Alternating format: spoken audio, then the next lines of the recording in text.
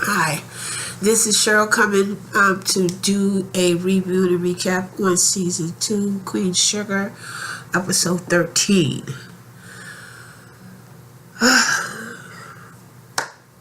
I don't even know where I want to start, because let me just tell you right off the bat, and let me just talk to the writers. I don't know what was going on with you all when y'all went into that lab and y'all started writing and giving us story. I'm going to tell y'all threw the boomerang at us several times. And you know what? And there's a couple things, a lot of us who do these reviews, especially Queen Sugar fans, and those of us who do review and recap on Queen Sugar, we specifically told you guys to keep your hands off of certain characters. Keep your hands off. Keep your hands off. This is going to be a long review, and hang in there. We told you, keep your hands off Blue. We told you keep your pen off of Aunt Violet. And we told you to keep the pen off of Hollywood. But no. Let's just get on with it. We start out with, we see that Raph Anger is stepping up to the plate. It seems that he went on and he took that job, that night shift, and he's been doing very well. It opens up, we see that Darla is outside. She comes outside, she meets Raph Anger. Raph Anger is basically cleaning off his shoes and everything. And so they're having a conversation and everything. So Darla tells Raph Anger, she says, I don't know why you're working so hard. We're going to do really, really well. We're going to be all right. We're going to be okay. And basically she says, look, you did very well with the farm and the soybean thing, and with my job, and then with we're gonna be okay. You don't have to really work that hard. And so Raph Anger says, nah, I want to do this because I want us to be able to get you what you need. So let me do this.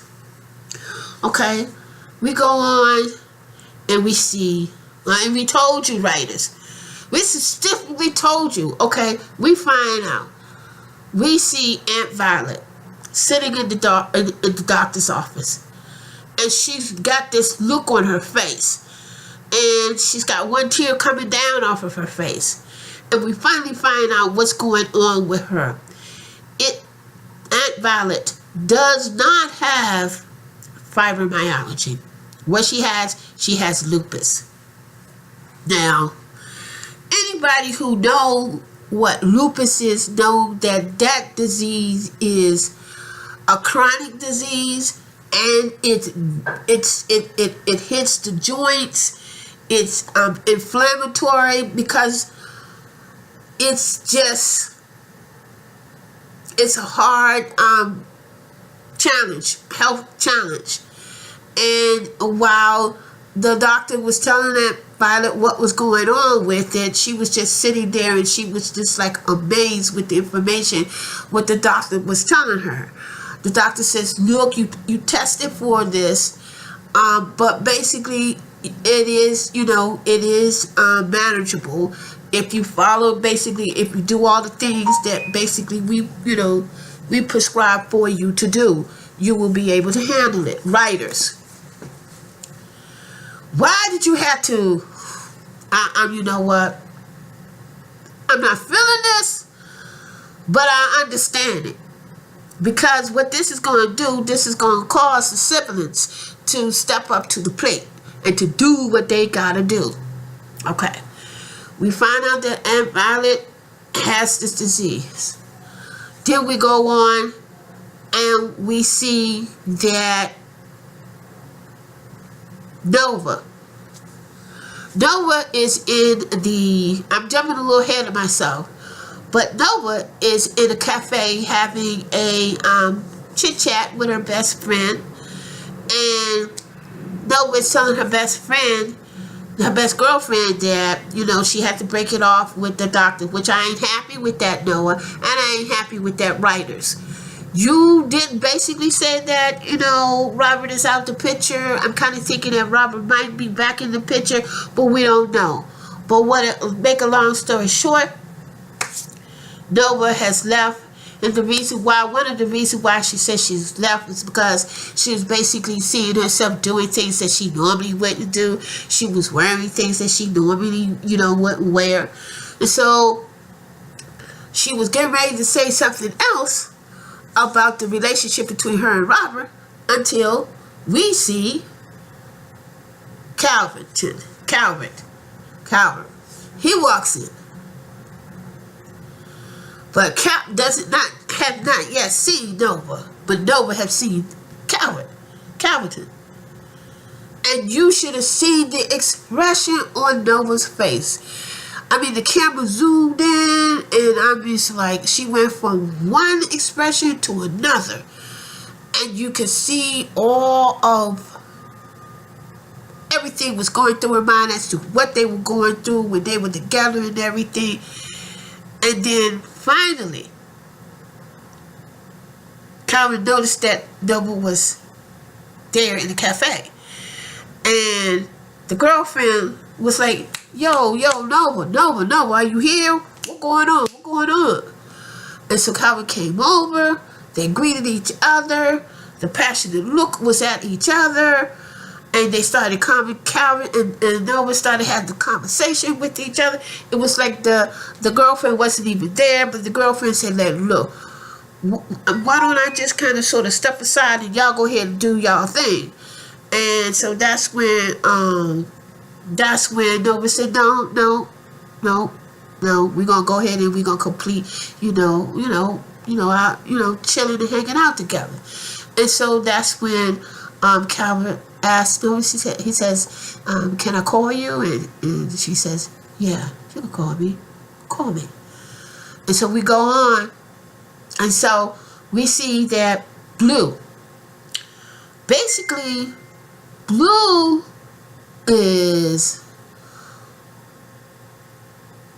all excited at the fact that, he's going to be meeting his grandparent on Darla's side. And Blue would say, well, what can I call her? I mean, this is my first time having a grandmother. This is my first time having a grandma. I already had a grandpa. He said, well, what can I call him? So Blue was like going through his head, I got new grandparents who I ain't never seen, and, I got to greet them. I don't know what to call them. And so, to make a long story short, and they decided that they go just call him Grandpa. And so we go on to the scene where we see that we have Aunt Violet, we have Nova, we have Charlie, we have Raph Anger, and Darla, and Blue. All of them was basically in the house getting ready, for this dinner and everything, because Quincy and Darleen is coming to the house to see Darla for the first time. And so you see everybody was like dancing and everything, and you saw Aunt Vi finally came to the house, and she, she had her famous pie and everything, and so they was dancing. And then after the dance, we see a scene where we have Blue trying to, figure out exactly, what should he wear? Should he wear the little bow tie, or should he just, don't wear anything? And Ralph Angel was trying to assure Blue that it's going to be okay, that everybody kind of sort of likes you. And it's basically true. But the writers decide that they want to pick with Blue. They want to pick with Blue and his DNA. We're going to get to that later. We're going to get to that later. I've already gave you an alert. But we're going to get to it. And so we finally get to the scene where we see Darla's parents. We see Quincy and we see Darleen. They driving up to the house. We see that Darla, Ralph Anger, and Blue. And Darla is just like, you can see all this nervousness and this tenseness in her face and in her body language and everything. And so finally the car stops and Darleen gets out the car. The first person who she greets Darla, and she sees Blue. So she grabs hold of Blue and she kind of like give Blue this only hug. It's like she was like, you could tell that she was like, really missing her grandson, whom she has not seen for all over 6 years. She had not seen this boy. And then she tells Blue, she says, I know that you haven't seen me. This is all new to you and everything. Will it be all right if I hug you? And Blue says, sure, no problem. And so Blue hugs his new grandmother, whom he has not seen for quite some time. And then he goes over to Quincy to hug his second grandfather. And Quincy's like looking out into space and he put his hand, he did put his hands on Blue and he patted her on the back, but it was almost like, he didn't know exactly how to take it, because this was also his first time in seeing his grandson. So we go on, we dealing with them, Quincy and Darleen. Then we shift over to Charlie and Remy. We shift over to Charlie and Remy comes in and to let Charlie know that everybody was excited and they want to have a second, festival, Queen Sugar festival. And so Charlie tells Remy, says, well, yeah, we could basically do that as long as you're there beside my side. And so Remy tells Charlie, he says, look, I want to take you out so we can celebrate and everything. And then Charlie says, well, why should we go out? Why don't we just stay here and celebrate? And, cook dinner and whatever. And then afterwards, maybe we can have some dessert. So, what dessert was going to be. They were like, well, maybe we could, consummate this relationship that we have. We've been trying to consummate it for a while, but we really haven't gotten there. We haven't really got there.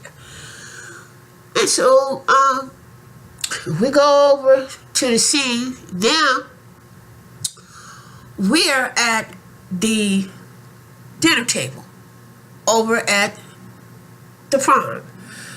Everybody is sitting around the table, and you can see like everybody is like really intense. It's because they don't know each other, only by what Darla was saying about her parents rejecting her. And so we see that, but we see that everybody is, enjoying themselves, passing the food around, because, Queen Sugar is famous for the big, come together and let's, break bread together and get to know each other, because they're famous for that. And so this is when everybody was kind of quiet. And Quincy, he basically broke the silence. And how he broke that silence is that he complimented Charlie and Nova for the achievements that they have made. He told Nova, he says, Nova, I saw you on television and you were very good along with Dr. Robert Duvalier, and you should have your own television show. I was like, see, people are seeing that vibe and people are noticing that energy that you guys are having. See? And so we go on and Quincy complimented on Charlie and telling Charlie, yo, you've done a lot, being that the fact that you're the first black woman to own a sugar mill. That's, I'm very proud of you on that. And then that's when Raph Anger was feeling some kind of way. He would say, yo, wait a minute, you're not going to say anything? And then that's when Charlie chimed in and said, well, if it wasn't for Darla, some of the things and the accomplishment that the mill has made, I wouldn't have been able to do it without Darla. And then that's when the dad was like, yeah, I'm sure Darla has a lot to learn from you and from Nova. And then that's when Raph Anger was like, whoa, you're not going to talk about my girl like this. My girl made some achievements too. we can all, receive, learn some things from Darla too.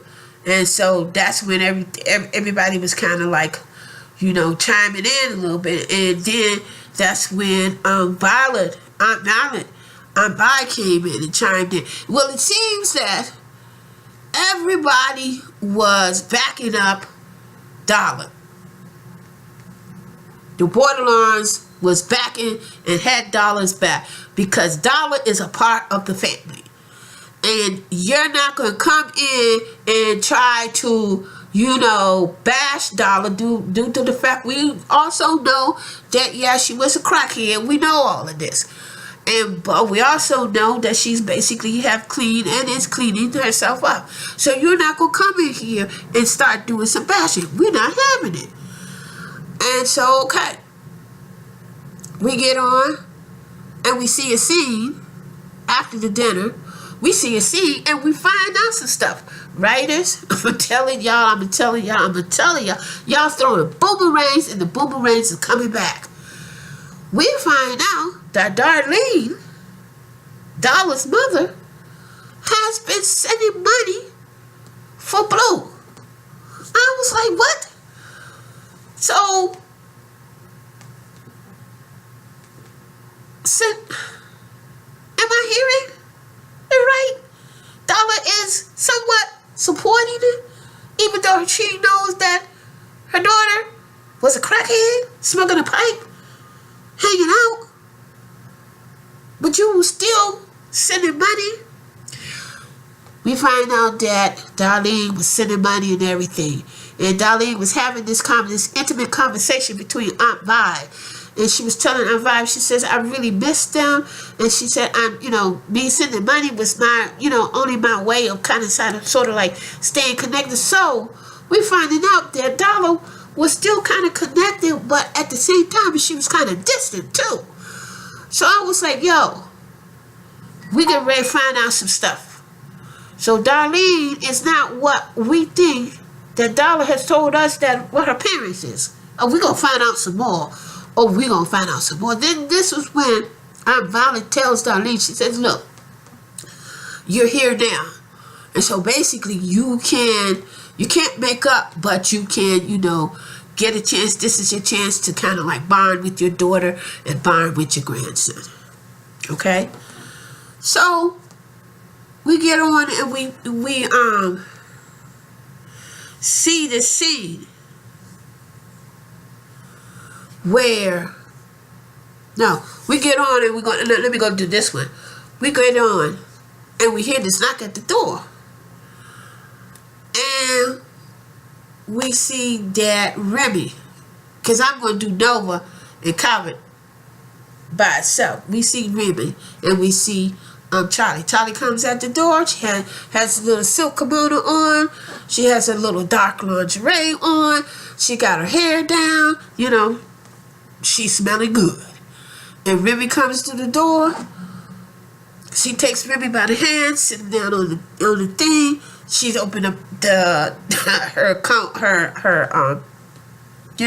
her robe, and Remy said, well, whoa.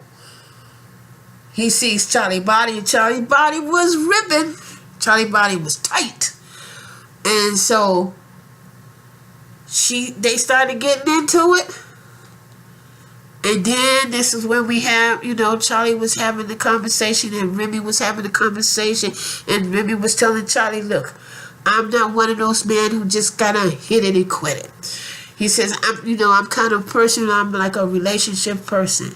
And so that's when he says, I love you and, I want to be with you forever and ever. And then that's when Charlie kind of like, skirt, everything stopped. And then the expression, because they were on the bed, and the expression on Charlie's face was forever and ever. Well, what do you mean forever and ever?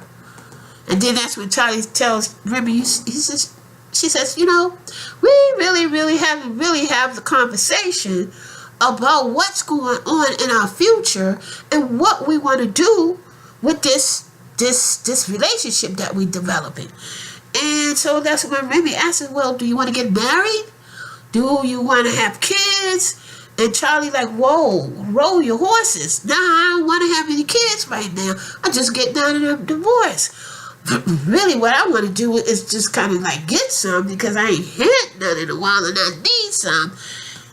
But, make a long story short, Remy didn't get any and Charlie didn't get it. And then this when we see a scene where we find out that they're sitting up at the table. I guess they're having wine. And we find out that it's not Charlie who is kind of holding back. It's actually Remy who's kind of holding back. He don't really want to jump into things. He really basically want to take his time, and the fact that he has not been with anybody since his wife.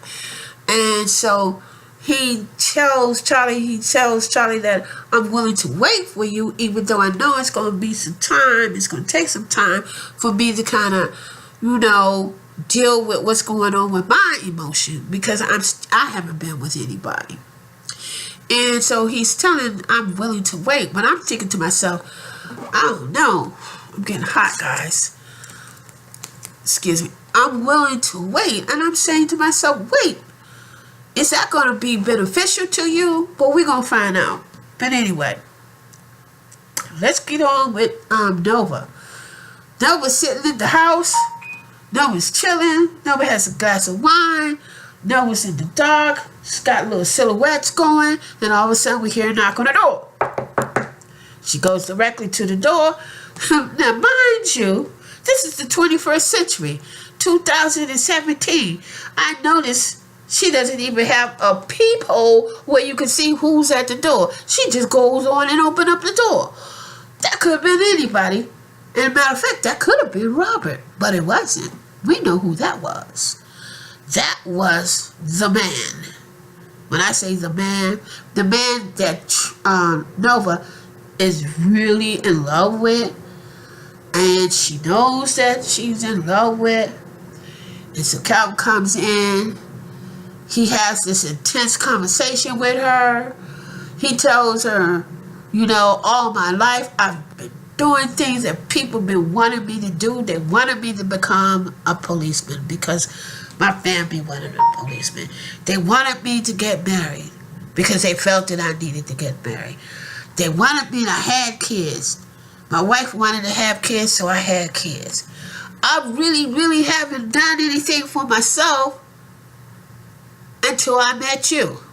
You made me feel that I could be free with myself. And so Nova told him, look, I know how you feel. I love you too. But to make a long story short, because the dialogue was intense. But what really stood out with this dialogue, when Nova told Calvin, the love maybe of her life, said that yes, you feel free. Basically you feel free, and you felt that you could do anything that you wanted. But she said, for me, I'm your prisoner. I'm in prison. In other words, I'm in prison. I can't really be who I am. I can't really be myself. It's not really fair to myself, to the fact that you are the establishment when it comes to police brutality, and I'm up here trying to, do the right thing, making people to see, what's going on. And basically, I have to be who I am. And you really haven't allowed me to be who I am.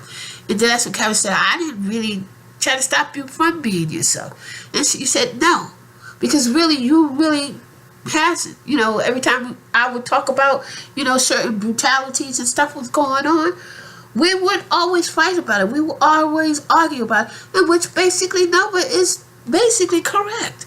She's correct, because when they were having this thing with the boy that got locked up and he got beat up in the prison and everything, and one thing led to another.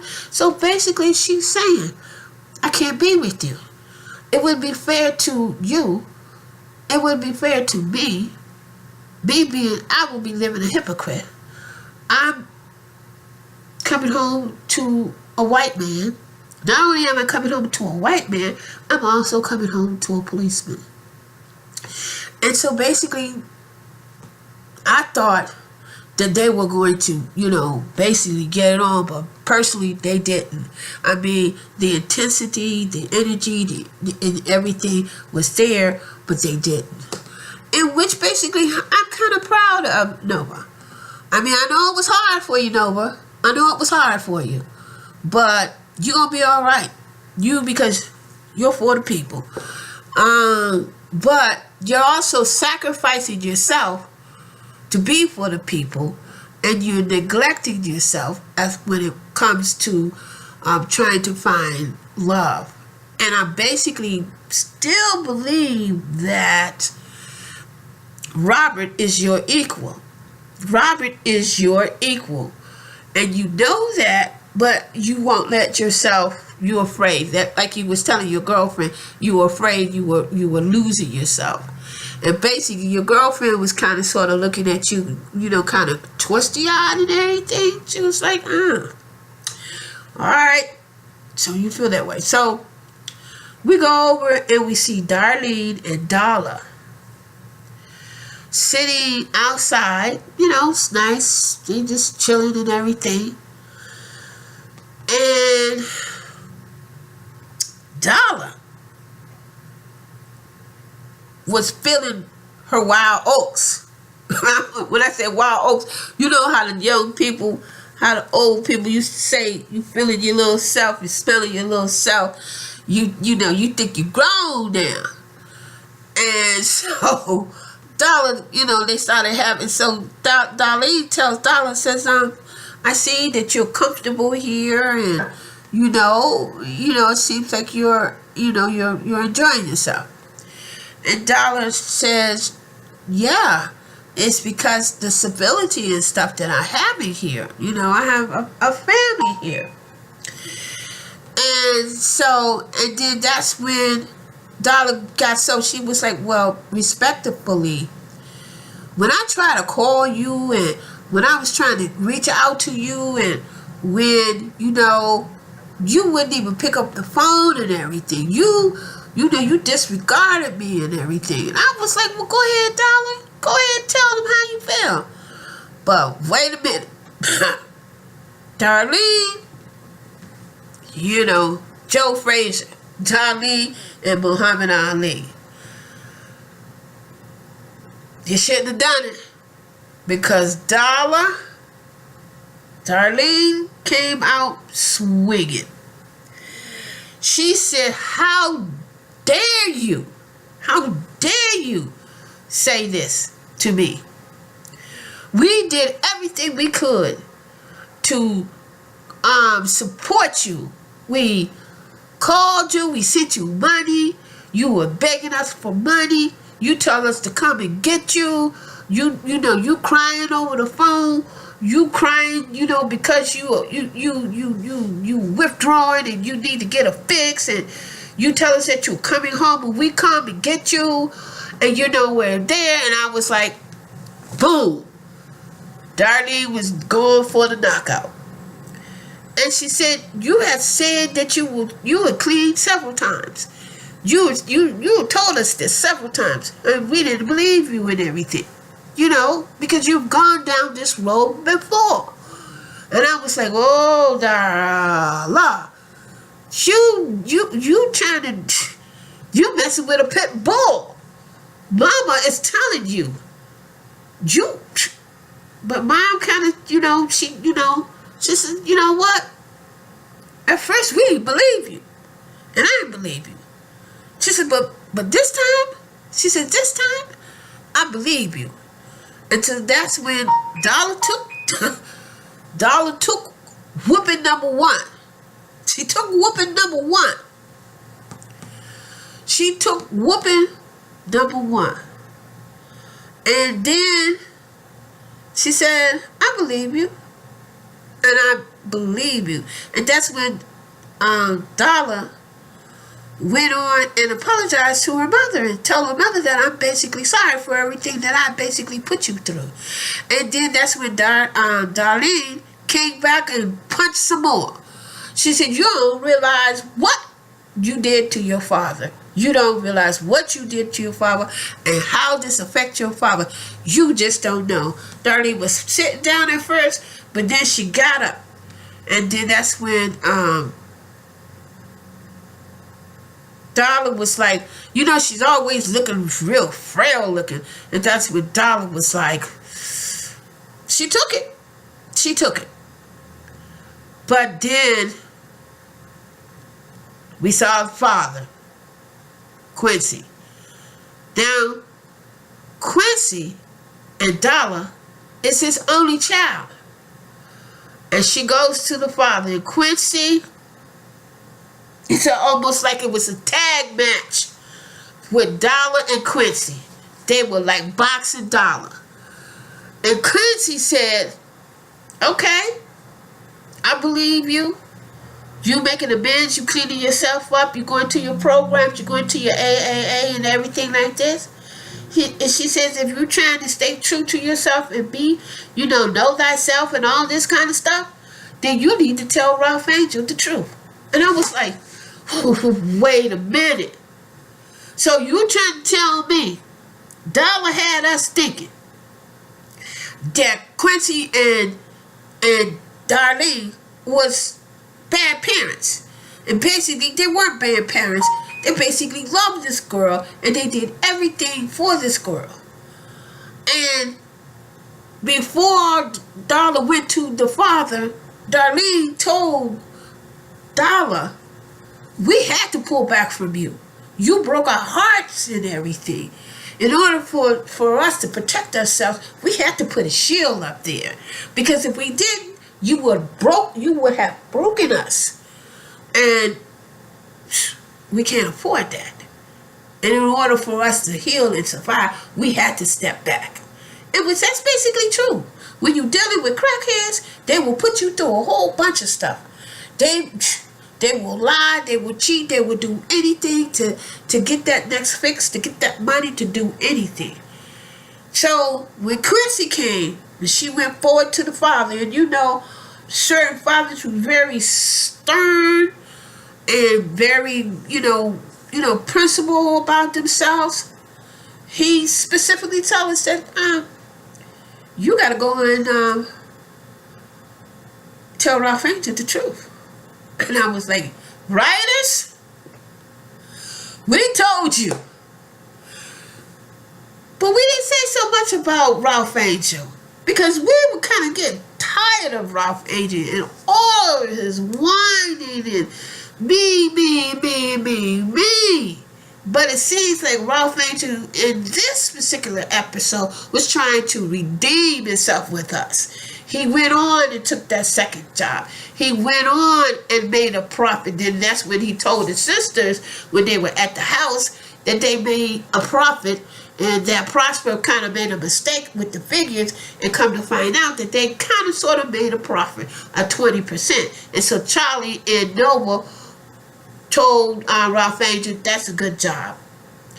But getting back to Quincy, and I was like, okay, Ryder, what y'all trying to say? What going on? And this is where we see Darla with her timid self. She's very timid. And we were always, I was like, well, why is she always timid? It's always like she's looking scared. It's always like she's always tense. It's like the reason why she was tense is because she was holding a secret.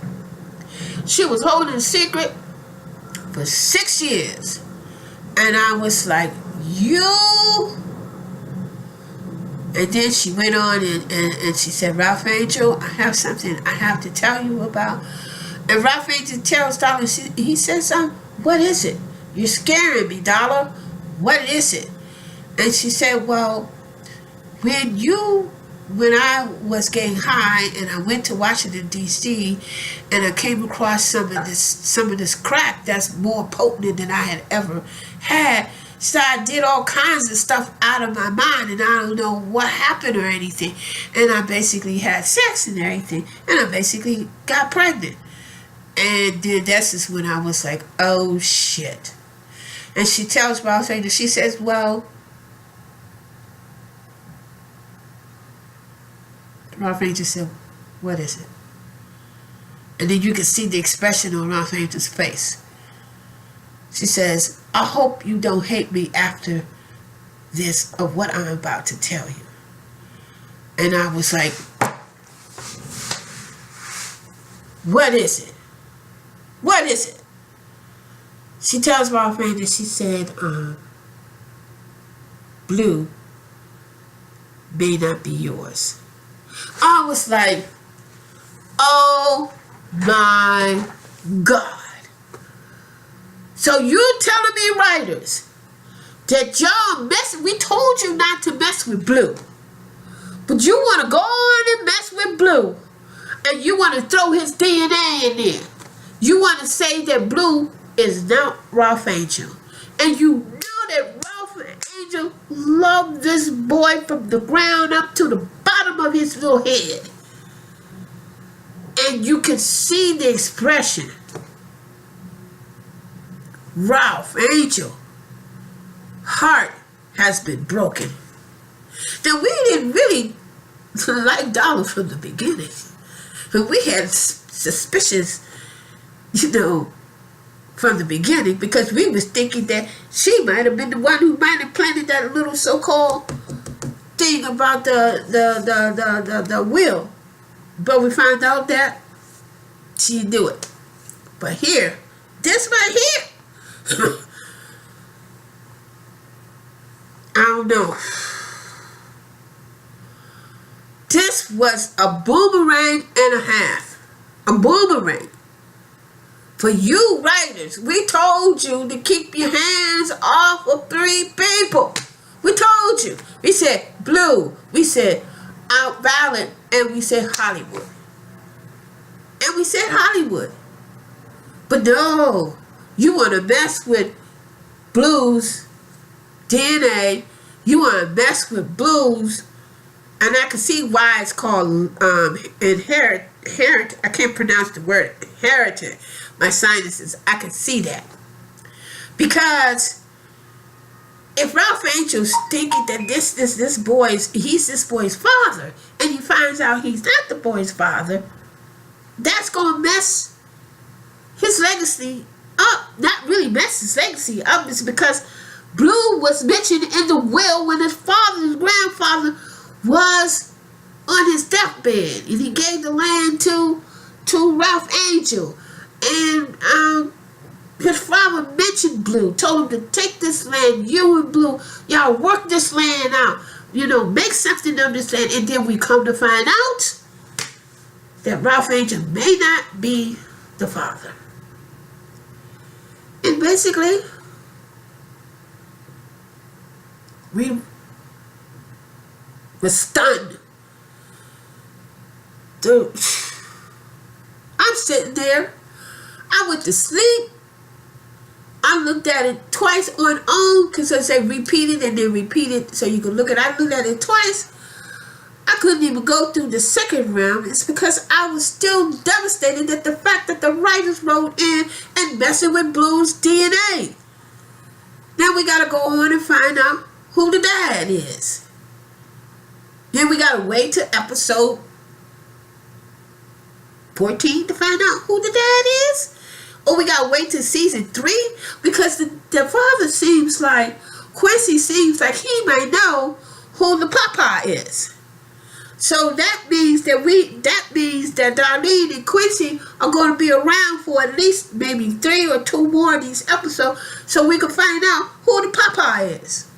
Do we have to wait until season 3? But here's some of what I'm thinking. I'm thinking that Nova and Robert, writers, bring Robert back. We like Robert. Don't let Robert go down. I know he done came back twice for Nova, but write it in.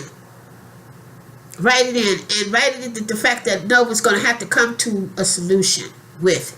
And we know that Nova is like a bi woman, but I mean, if she's got to get she's got to get that energy out. She's got to get that sexual energy out.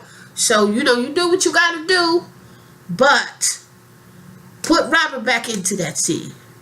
The DNA. Do we have to call in Povich?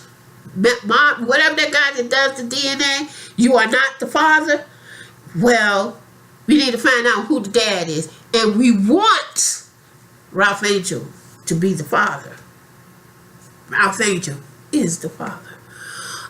With that, I'm going to bring it in a close because it's well, I always go over when it comes to my reviews.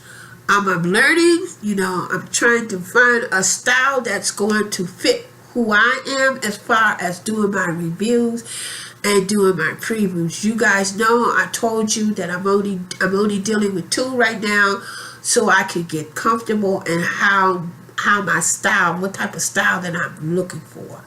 In the meantime, have a great weekend, and I'll see you next week because hey, these writers threw a boomerang, and that boomerang that came back 2 or 3 times, and we are sitting on the edge trying to figure out, what the deal gonna be when it comes to blue. In the meantime, peace and love.